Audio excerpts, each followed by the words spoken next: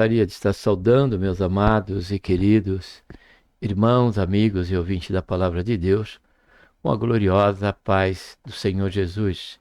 Sejam bem-vindos aqui ao canal, hoje Clamando no Deserto, né? E mais um quadro aqui, Chove Sois Forte. Tributamos a Deus a honra, a glória e o louvor e a nossa gratidão por tudo quanto Ele tem feito em nossas vidas.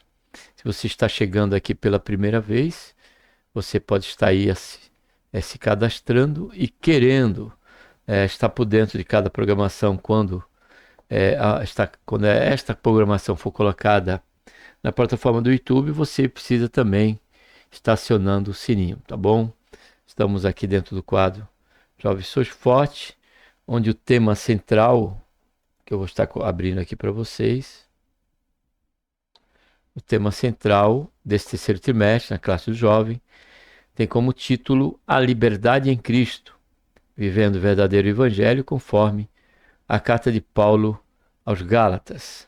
E a lição, oportuna desse momento, é a lição número 7, que tem como tema a promessa, observe que não está no plural, a promessa que não pode ser revogada. Para tanto, vamos estar orando, tá bom? Estava gravando, deu um probleminha, eu tive que voltar, vamos estar orando novamente. Pai, em nome do Senhor Jesus, colocamos na tua santa e gloriosa presença, pedimos perdão, Senhor, dos nossos pecados, te agradecemos por tão grande salvação, pelo nosso nome, Senhor. Está escrito no livro da vida, pela esperança, Pai, que temos de que a qualquer momento, teu santo Filho Jesus Cristo, nosso Senhor e nosso Salvador, há de estar vindo nos buscar, isso a qualquer momento. Pedimos a tua bênção durante o decorrer do conhecimento desse conteúdo, e que o Senhor venha também usar minha vida, Pai, querendo, para, no caso de algum comentário que venha fazer durante o período que aqui estivermos conhecendo esse conteúdo, desta lição que será tratada na classe de aula domingo próximo. Pedimos a tua bênção sobre a vida de cada adolescente, de cada jovem, e que o Senhor venha firmar cada vez mais o passo daqueles que já se encontram na tua presença, como também para alcançar aqueles que ainda estão vendido ao pecado, meu Deus, indiferente, ó Senhor, com a sua vida, ainda que sendo terra, sendo nova, mas só o Senhor para salvar, só o Senhor para libertar. Faz isso, ó Pai, nos ajuda também durante todo esse momento, e esse período é o que nós pedimos, ó Pai, já te agradecemos por tudo, em nome do Senhor Jesus. Amém.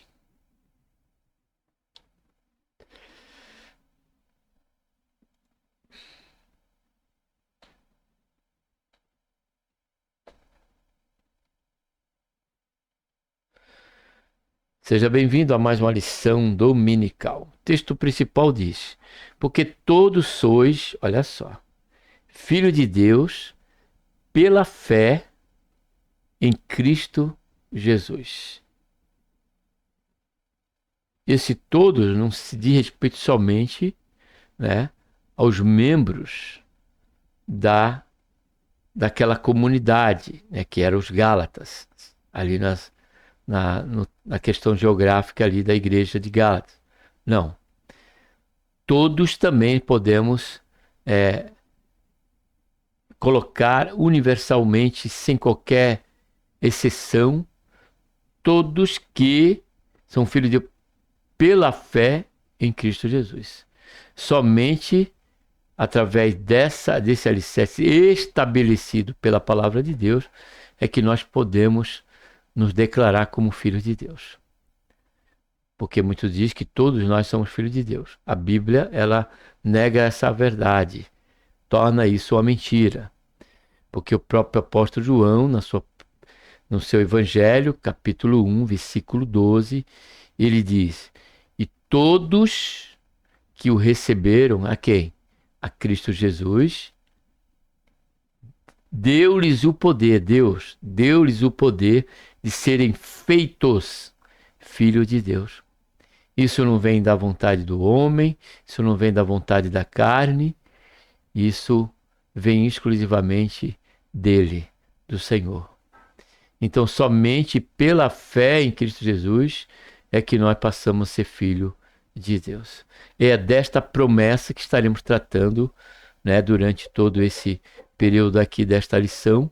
E vale aqui já anteciparmos, né, ou nos anteceder a mais um comentário, uma pontuação aqui no texto principal, é que essa promessa, ela está vinculada lá, tem as suas raízes já quando da queda do homem, quando da queda da humanidade, quando da queda do pecado. Ali Deus estabeleceu profeticamente, afirmando que da semente da mulher nasceria aquele que esmagaria a cabeça da serpente, ainda que ela viesse a morder o seu calcanhar. Ou seja, morder o calcanhar fala, né, de algum alvo ou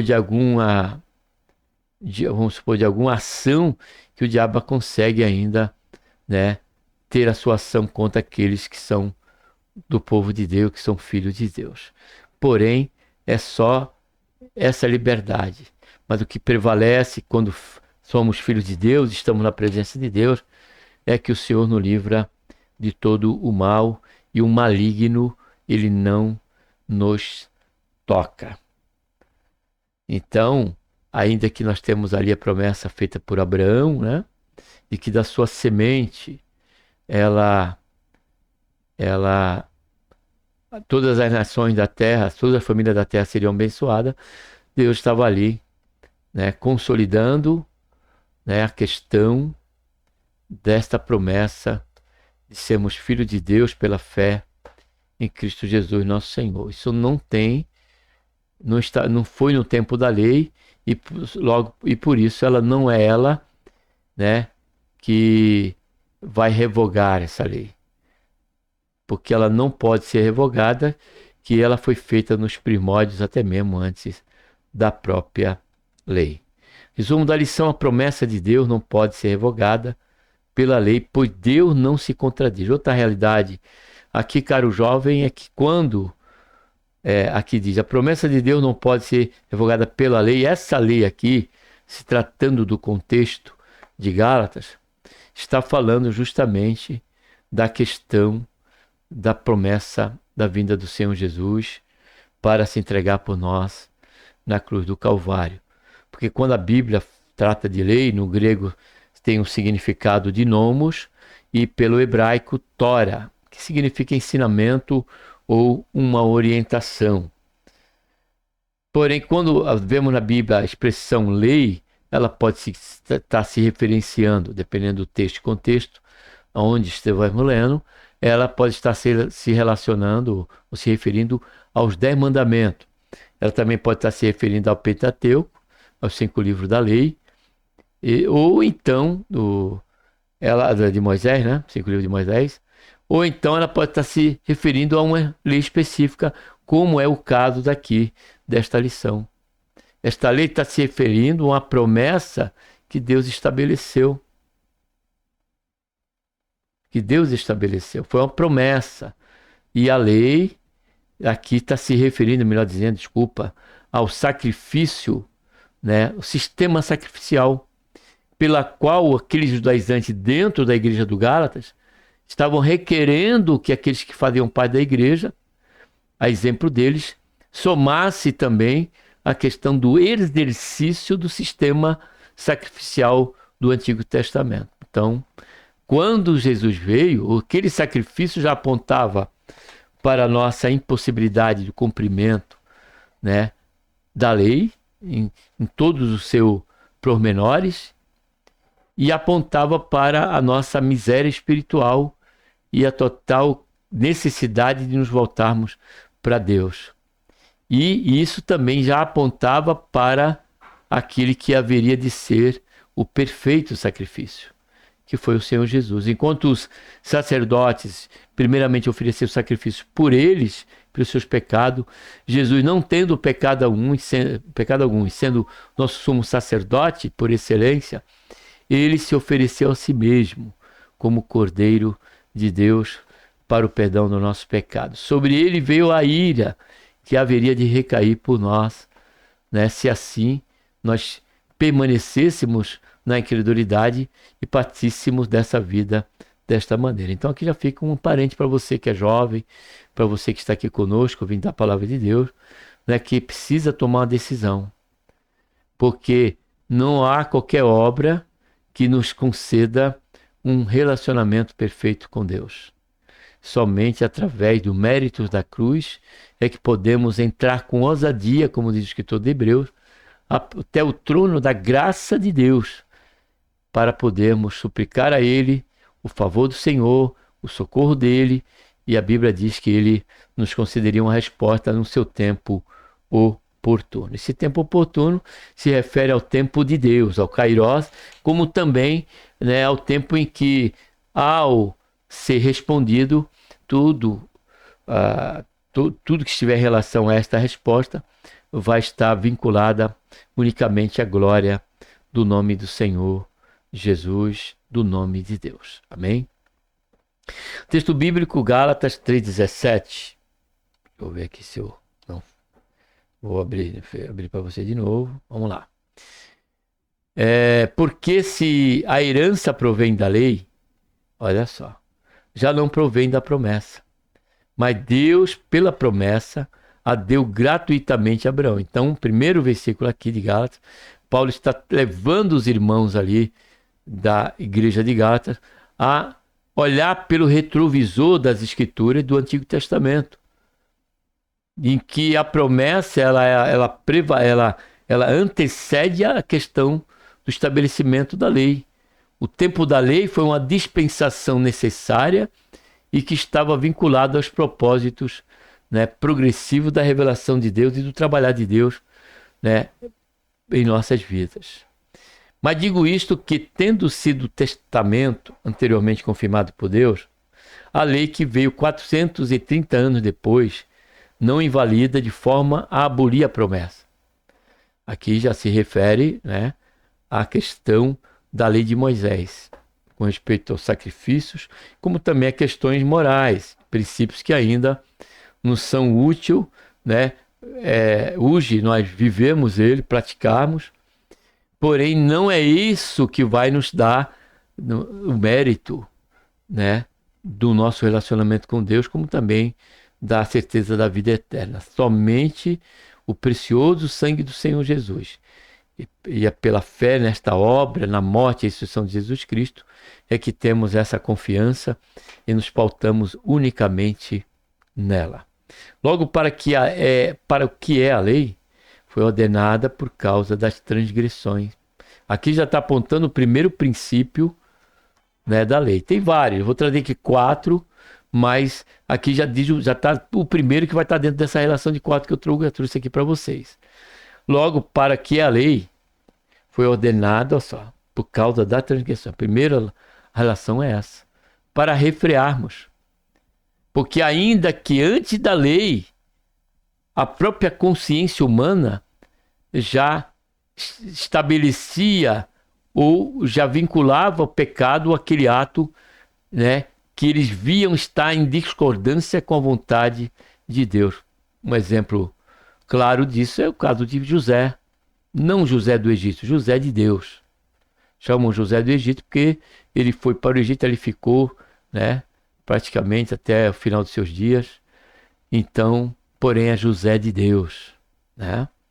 E José, ele, diante daquela mulher, do seu senhor ali, né, Potifar, ele disse: como eu poderia pecar contra Deus e contra o esposo dela? E também ser infiel ao esposo dela, né, que deixou ele sob a responsabilidade de tudo, com exceção da sua esposa. Então José, ele já tinha conhecimento que o caso do relacionamento que ele poderia ter com a mulher de Potifar, sendo ela casada com ele, era algo que se tornaria um pecado contra Deus. Observe que naquele tempo não tinha lei. Porém, a Bíblia diz que há uma lei em nosso coração que faz-nos entender o que é certo e o que não é certo. O que é correto e o que não é correto. Porém, no tempo de Moisés, 430 anos, caro jovem, Deus homologou a lei ali. Ele estabeleceu a lei para que pela lei viéssemos reconhecer a nossa miséria. reconhecer a nossa incapacidade. A lei tanto revela a santidade de Deus e o que Deus esperava de nós no que diz respeito aos aspectos da lei, porque ela é santa, ela é justa e ela é perfeita. Porém, o propósito que ela tinha como força era justamente, né, deixar claro, né, a questão, né, do pecado. Foi o que Paulo disse, que se não fosse a lei, ele não entenderia a respeito da consciência da carne. Somente ele entendeu, Paulo, que era o pecado, porque dizia: não cobiçarás, não furtarás, não adulterarás. Então, a lei ela vem por causa da transgressão, né? Estabelece ali os princípios. Quando nós pecamos, é justamente no momento que ultrapassamos essa linha em que se vincula esta lei estabelecida por Deus e homologada ali no tempo de Moisés. Porém, a promessa ela prevalece, né? Porque ela não estava vinculada, né? A lei não veio para substituir a promessa. Ela veio com propósitos dentro desse plano, né? E dessas dispensações estabelecidas por Deus para todos nós. Ora, o medianeiro não é o de um só, mas Deus é um. Logo, a lei é contra as promessas de Deus de nenhuma sorte, porque se dada fosse uma lei que pudesse vivificar a justiça, na verdade teria sido pela lei. Ou seja, Paulo ele diz para os Gálatas, caro jovem, que se a lei fosse suficiente para nos tornar justos diante de Deus, não haveria necessidade, né, da encarnação de Deus se fazer homem na pessoa bendita do seu santo Filho, Jesus Cristo, nosso Senhor. Nós, por nós mesmos, e sendo estabelecido por Deus, que seria pela lei, ainda que ela nos mostrasse os pecados, nós teríamos condições de cumpri-la, e não foi este o caso. Mas a Escritura encerrou tudo debaixo do pecado, olha aí, para que a promessa pela fé em Jesus Cristo fosse dada aos crentes. Então a lei que nos aponta a transgressão dos pecados, nos coloca sob um temor, sobre uma preocupação com respeito ao nosso destino. Porém, o Senhor nos fez a promessa que revigora a nossa esperança, de entender pelas Escrituras que nem tudo está perdido. Que há uma esperança e essa esperança repousa unicamente na fé em Jesus Cristo, nosso Senhor. Então eu quero aqui trazer, antes de seguir para o versículo 24, os 4 propósitos aqui da lei. Já lemos uma, né? Foi pela transgressão, aqui até o primeiro aqui que eu anotei. Ela também é santa, boa e justa. Por isso que o homem ele se torna, ele se sente incapaz, né? Nós nos sentimos pequenos, incapazes, infrutíferos em buscar alcançar o cumprimento de toda a lei. Porque pecando uma, nós já transgredimos todas as demais. Segundo, ela veio como um tutor, ou seja, como aio, que é usado por Paulo, de forma temporária. Ela não só teve como princípio mostrar a transgressão, né? Por causa da transgressão, ela se mostra perfeita, ela é temporária e ela nos conduz a Cristo. Por quê? Porque o próprio sistema sacrificial já apontava para Cristo. Tudo era a sombra daquele que deveria de vir, do que era perfeito. Com a vinda do Senhor Jesus, a lei agora foi abolida após, né, a entrega sacrificial de Cristo e quando ele disse está consumado.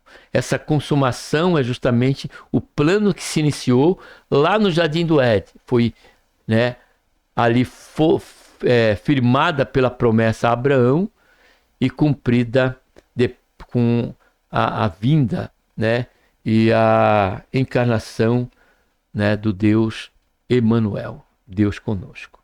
De maneira que a lei nos serviu de aio, está aqui, ó, para nos conduzir a Cristo, para que pela fé fôssemos justificados. Mas também tem outros propósitos, mas vamos ficar com esses 4 aqui e por certo entenderemos que a promessa de Deus, ela não pode ser revogada pela lei, né? A lei aqui especificamente na sua intensidade maior que está se tratando aqui, esse conteúdo de a carta de Paulo a Gálatas, é a lei e o sistema sacrificial de então. Nesta lição veremos que Paulo se refere à importância da promessa em detrimento da lei. Ou seja, a lei, ela não estabelece ou fortalece a promessa, como ela também foi antes da promessa. Então ela não teve qualquer participação, né, com respeito à lei. Então a lei, ela está desassociada dessa questão, né, da questão da lei. Os judaizantes criam que era a semente de Abraão, e somente eles, ó, que fala do monopólio da salvação. Os judeus achavam que só eles eram o que estavam destinados a uma vida de comunhão eterna com o Senhor.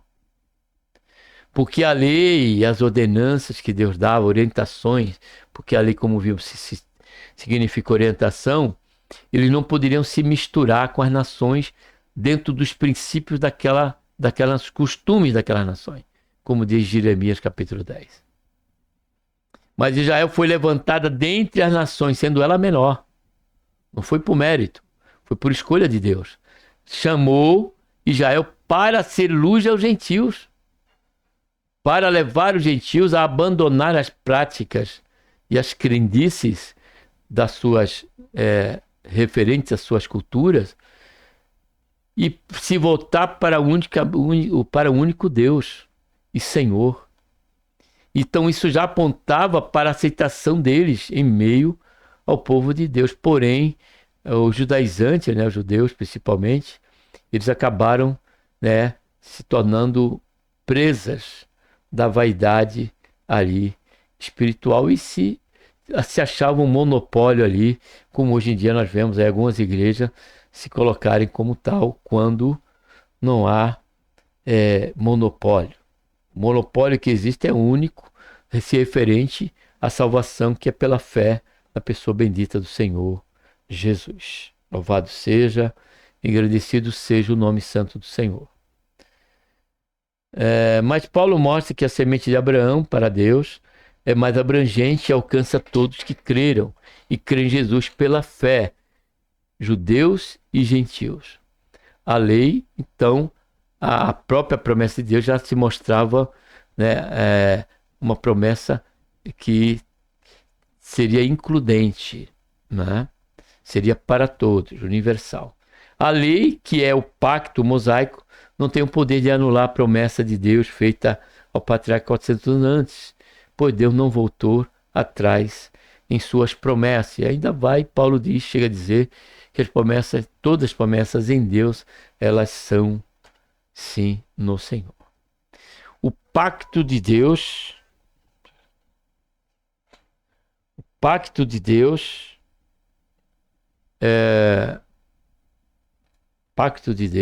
só dá um pouquinho só.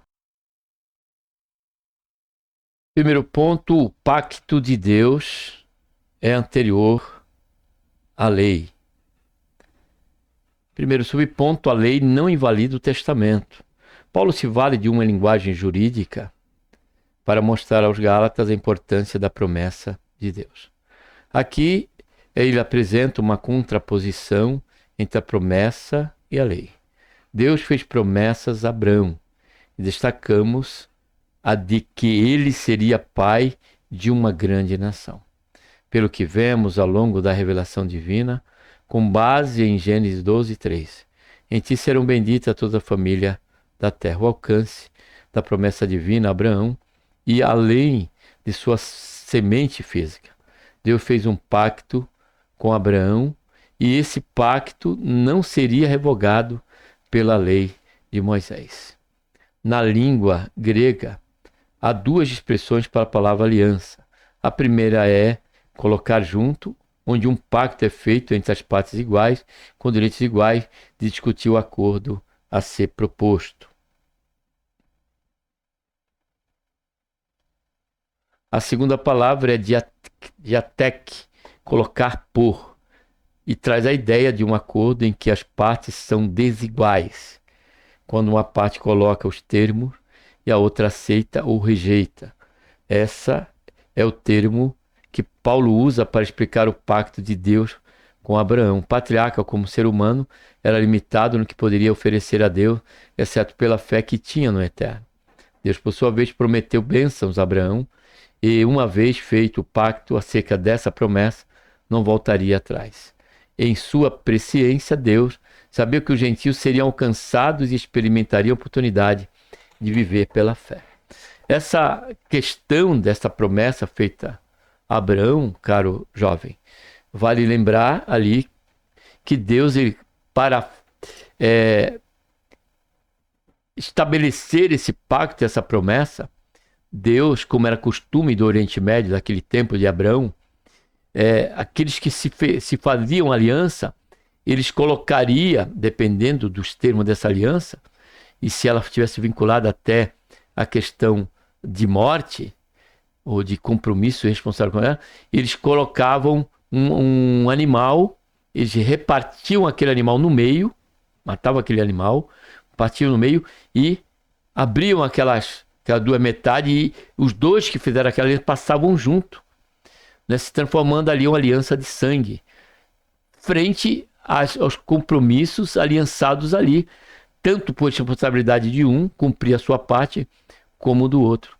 Porém, quando desta aliança, e tomando esse exemplo cultural da época, para fortalecer e deixar Abraão sobre, né, a consciência de que essa promessa não dependeria dele, a não ser pela fé em Deus, Deus usou essa mesma situação. Deus mandou Abraão pegar um cordeiro, né, um animal ali, e matou aquele animal e partiu ele ao meio. E diz a Bíblia que naquele momento Abraão foi tomado de um sono profundo e Deus ali estabeleceu aquela aliança quando ele passou, né, na representatividade ali, sobre uma tocha, né, de fogo passou sobre o meio daquele animal. Deixando claro que diante da promessa que Deus tinha feito para Abraão, estaria alicerçada unicamente com respeito ao cumprimento em Deus. Em Deus unicamente. Em que Abraão teria que somente permanecer sobre esta fé de que a promessa haveria de ser cumprida. Passando-se os anos, como conhecemos, Deus, ele ali, através de Isaac, Deus estabeleceu, né, esse pacto, né, dando a Abraão um filho legítimo dele, de Sara, e ele seria dessa semente que viria, né, da sua árvore genealógica, aquele que deveria de vir, né, como o Messias, como foi o caso do Senhor Jesus, que veio da semente, e essas promessas elas foram sendo cada vez mais relembradas, renovadas, fortalecidas diante das alianças que Deus fez. Quando em Davi, Deus disse que da semente dele haveria aquele que reinaria, né, e que não havia, e o trono dele não seria jamais abalado ou encerrado. Estava falando do Senhor Jesus, promessa essa que ainda há de se cumprir após o tempo da tribulação, durante o tempo ali de 1000 anos. Então, no caso da promessa, porque a lei é anterior e a lei ela não tem força porque a própria promessa está vinculada apenas sobre a fé em Deus e em cumpri-la. E não há qualquer mérito do homem nisso, a não ser descansar sobre os alicerces da fé. Segundo subponto diz: a herança vem pela promessa. Por mais que a herança possa ser regulamentada por uma lei, ou seja, por mais que uma lei defina as regras para uma herança possa ser dada e recebida, a lei não tem o poder de modificar a vontade do testador, nem de alterar o testamento depois de o testador ter falecido. A lei pode regulamentar, mas não invalidar o testamento. Ainda mais se essa lei veio muito tempo depois do testamento ter sido acertado entre o doador e o herdeiro.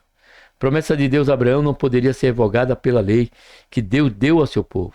A herança não viria através da lei, mas da promessa baseada e ratificada pelo testamento entre Deus e Abraão, como foi aqui feito menção dessa ocasião. A lei existe por causa das transgressões, que foi já vimos ali qual é uma das causas da lei.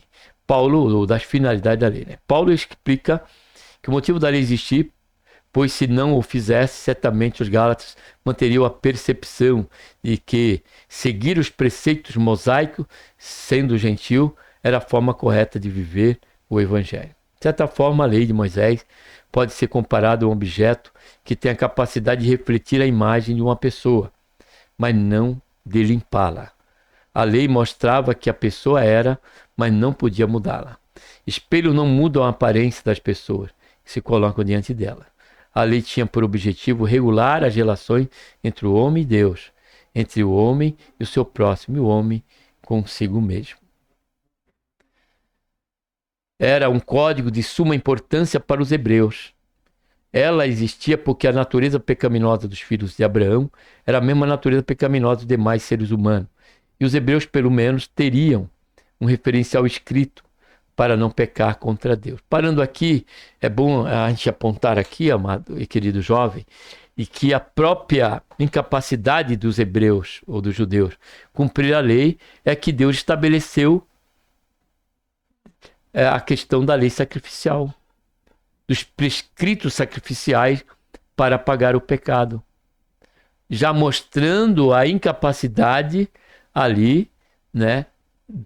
De um lado, a incapacidade dos judeus em cumprir toda a lei, e do outro lado, a fragilidade e debilidade dessa lei quanto ao alcance de justificar quem quer que fosse. Como já sabemos, a lei apontava o pecado. Ela, de certa forma, restringia a maldade, e nos é dito que ela existia por conta das transgressões.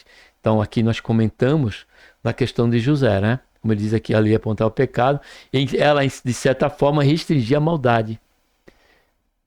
Isso já pela consciência da lei, né? Por conhecer a lei, mas anteriormente, sem ela, o próprio pecado ele já estava sendo refreado por essa consciência, né? De Deus não se agradar de tal fato, de tal ato, e porque também já existia a lei, né? Ali de Moabe, né?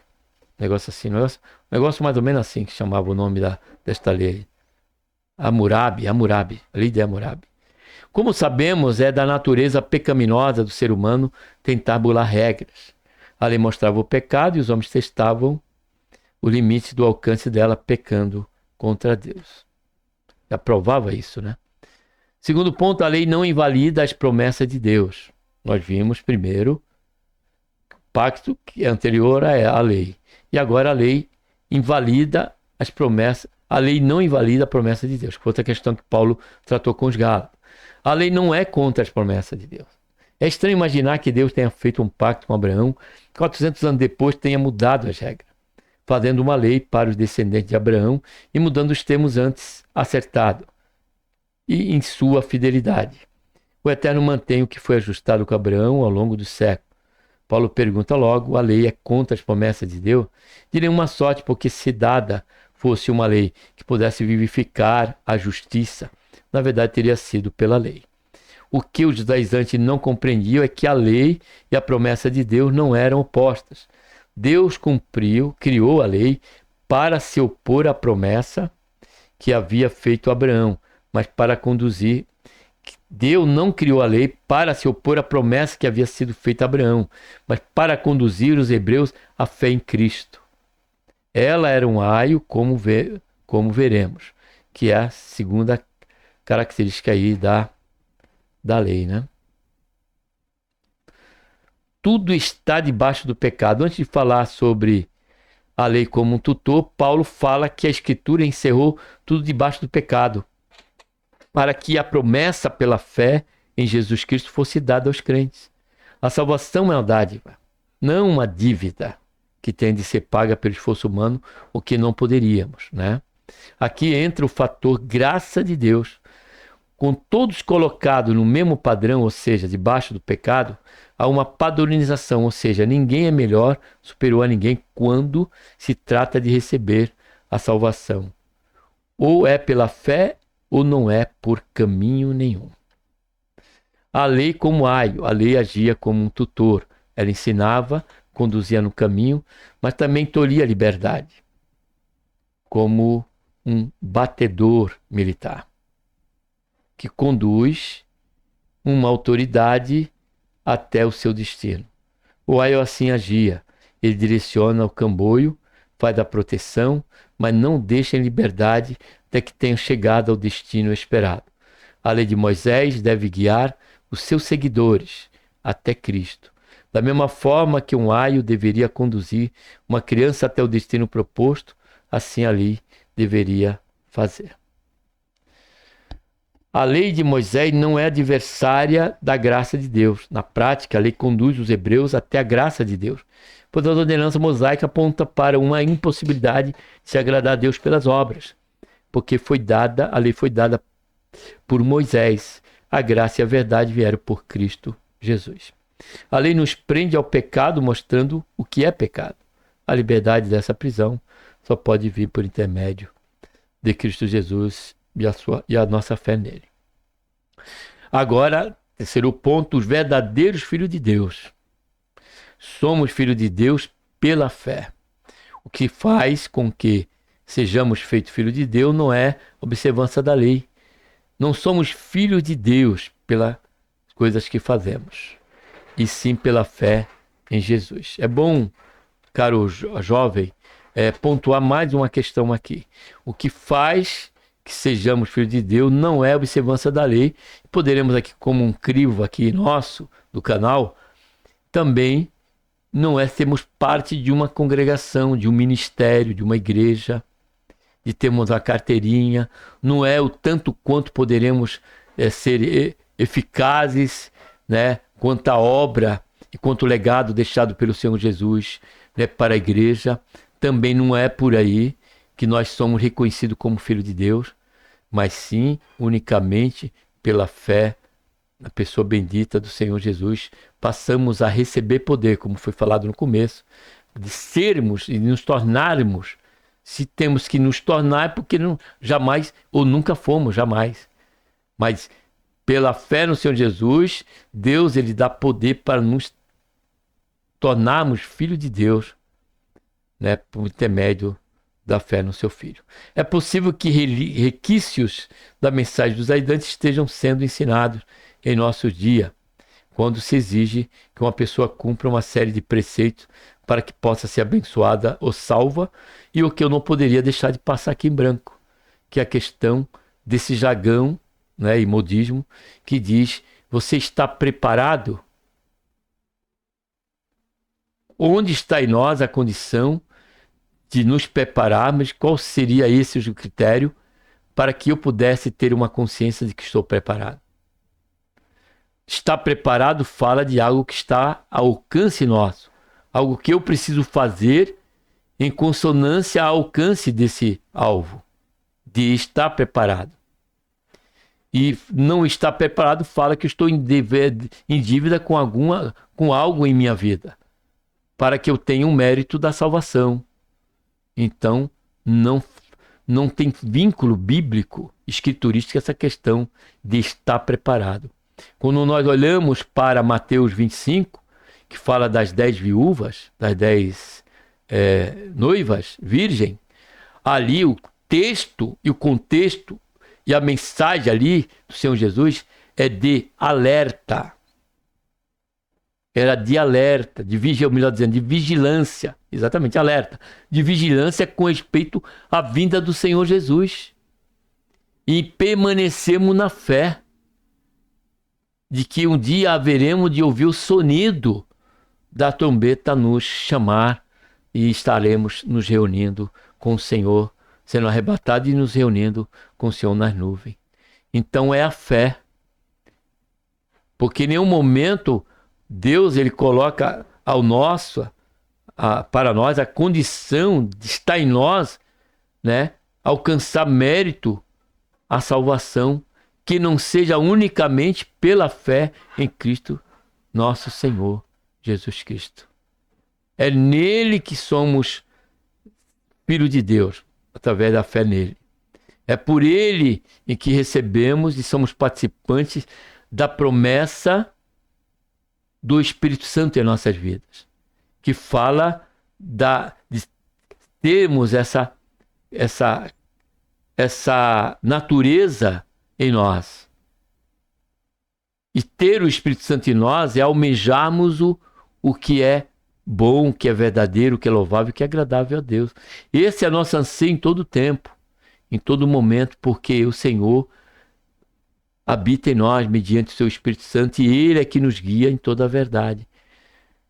Porém, o guiar e o praticar, né, são parte da obra que Deus estabeleceu para nós, mas não são por elas, ainda que a vivemos ou vivenciamos, que nos traz o mérito da salvação, mas sim a fé no Senhor Jesus Cristo. Por isso que em Apocalipse o Senhor diz, tudo que tem que guardar, guarda. E ali ele diz, fala sobre a fé, guardar a fé, para que ela não venha a ser arrebatada por questões como essa que Paulo estava tratando com os Gálatas, que era a soma, né, de mais algo além do sacrifício vicário de nosso Senhor e Salvador Jesus Cristo. Segundo subponto, não há judeu nem grego. Na graça de Deus todos somos iguais para a salvação. Pecadores sem fé, um hebreu não terá salvação. É pela fé um gentio verá a Deus. Por isso Paulo diz que nisto não há judeu nem grego, não há servo nem livre, não há macho nem fêmea, porque todos vós sois um em Cristo Jesus. Somos descendentes de Abraão. Paulo nos diz que somos herdeiros de Abraão por força da lei de Moisés, mas sim por causa. Paulo diz que não diz que somos herdeiros de Abraão por força da lei de Moisés, mas sim que por causa da promessa de Deus. Os judeus ainda são descendência física de Abraão, mas todos que creem em Cristo, pela fé, são igualmente filhos de Abraão. Porque o alicerce pelo qual Abraão foi, né, se tornou amigo de Deus e justificado por Deus foi por conta da fé. De crer no Senhor, em Deus, crer nas suas promessas. E a palavra do Senhor diz em Gênesis que Abraão, crendo, foi justificado pela fé. E assim nós agora, todos, nos tornamos filhos de Abraão, pai da fé, por crermos naquele que faz parte, que é o cumprimento da promessa feita a ele. Nós fomos feitos filhos de Deus por adoção, mas nem por isso somos menos filhos de Deus. A adoção traz para nós as prerrogativas de uma herança que nos está destinada unicamente, acrescentaria aqui, pela fé. Concluindo, a salvação, deixa eu ver aqui. A salvação é um presente de Deus, uma herança que nos é dada por intermédio da fé, que nos justifica e nos faz filho de Deus por adoção. Ela não é nem pode ser fruto de troca, como algumas pessoas querem sugerir. E a lei de Deus não se opõe à promessa dele, pois aceita o homem pela fé. E esse é o padrão que ele estabeleceu para que os homens se aproximassem dele. Somos filhos de Deus, descendemos do patriarca Abraão pela fé. E encerrando aqui, concluindo, gostaria de ler aqui o versículo citado, né, em João, tanto capítulo 1 como 14:6, tá bom? O 1 diz aqui, ó, versículo 12. Vamos lá? Mas a todos quanto o receberam, aos que creem, tá aqui, ó, no seu nome, no nome de quem? Jesus, deu-lhes o poder de se tornarem, olha aqui, filhos de Deus, os quais não nasceram do sangue, quando ali os judaizantes estavam determinante e persistente com respeito à questão de serem filhos de Abraão ou da descendência de Abraão. Porém, João diz, os quais não nasceram do sangue, nem da vontade da carne, ou seja, ninguém, né, se volta para Deus por livre e espontânea vontade, porque está morto em seus pecados. E é vivificado por Deus. Esse presente e essa ação é ainda ela parte de Deus. E diz aqui, ó, nem da vontade da carne, nem da vontade do varão, olha só, mas de Deus. Ele é a fonte e a fé é o seu alicerce. E João 14, 16, 6, né, como todos nós conhecemos, vale a pena lembrar, está aqui. João capítulo 14, versículo 6, respondeu-lhe Jesus: eu sou não um, o caminho e a verdade e a vida. Ninguém vem ao Pai senão por mim. Então, era Jesus, não era a lei. A lei mostrava o Senhor Jesus, né? Amém? Que Deus, por intermédio de Cristo Jesus, nos abençoe. Um abraço a todos e vamos estar orando, tá bom? Pai, em nome do Senhor Jesus, nos colocamos mais uma vez na tua santa presença, pedimos perdão dos nossos pecados, queremos te agradecer, Senhor, por esta tão grande salvação, por este momento que aqui até que estivemos, renovando a nossa mente, ou até mesmo muitos de nós aqui, Pai, aprendendo sobre essa questão que aqui o Senhor está a nos a tratar com respeito à carta de Paulo às Gálatas, onde trata da promessa que o Senhor tem feito a Abraão, que não pode ser revogada, nem pela lei, nem por nada. Porque todas as promessas, Pai, em Ti são sim, como lemos na Tua palavra. Por isso, ó Pai, temos somente que agradecer e que o Senhor nos mantenha sempre sob este único alicerce, a fé. Porém também, Pai, que o Senhor nos capacite a viver o melhor, da melhor maneira. O melhor relacionado, Senhor, a vivermos a Tua palavra. O melhor relacionado a cumprirmos a Tua vontade. O melhor em agradarmos ao Senhor em tudo, em todas as áreas e modos de viver, como diz o apóstolo Pedro. Faz isso, Pai, em nossas vidas, que nós pedimos. Já te agradecemos por tudo. Em nome do Senhor Jesus. Amém.